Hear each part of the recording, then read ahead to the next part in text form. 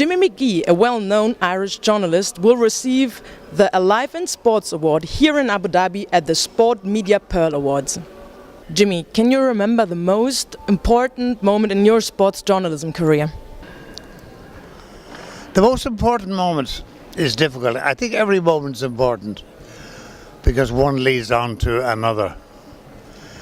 But the most important, I wanted to always, from I remembered, I wanted to be a broadcaster.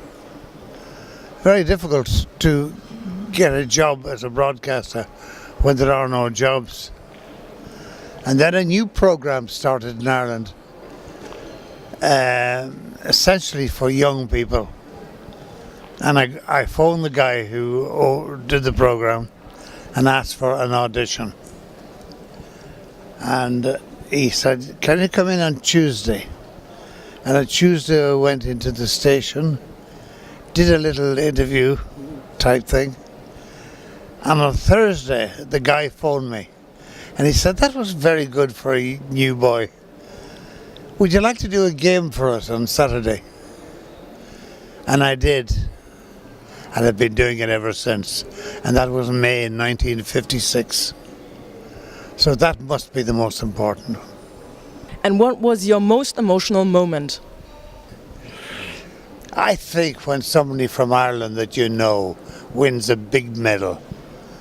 When Michael Carruth won the Olympic gold medal in Barcelona boxing. When Barry McGuigan won the world title featherweight boxing. But I think maybe the most emotional, my son, Paul, now no longer with us, but Paul played professional football. And the first game he played, I was doing the commentary for a national station. And that was very special, to be doing a game in which my son was playing. And to make it, and he played well as it turned out. So I didn't have to make up, I wouldn't make up anything anyway. But he did play well and scored a goal. You're 80 years old and you're not planning to stop. What are your next big events? No, I'm not planning to stop. Though the man upstairs who owns us all may stop me. But no, I have no intention. I want to continue. I promised some of my friends I would live and work until I'm 100. Now, whether I make that or not is another point, but I mean to do it. That is my intention. I'd like to beat Usain Bolt at the 100 meters when I'm 100.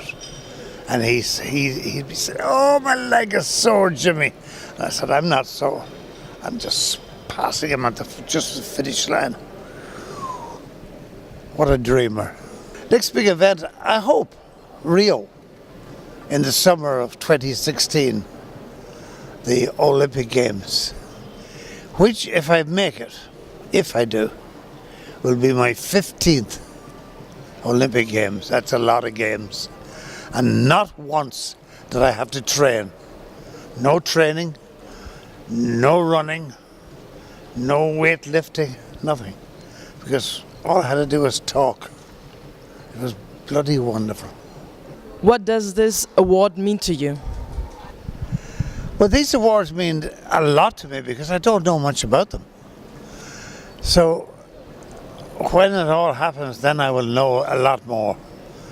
I don't think about awards, but every one I get, which is very seldom, means something special. But it means something to my family. And one last question, Jimmy. How do you see the future of sports journalism?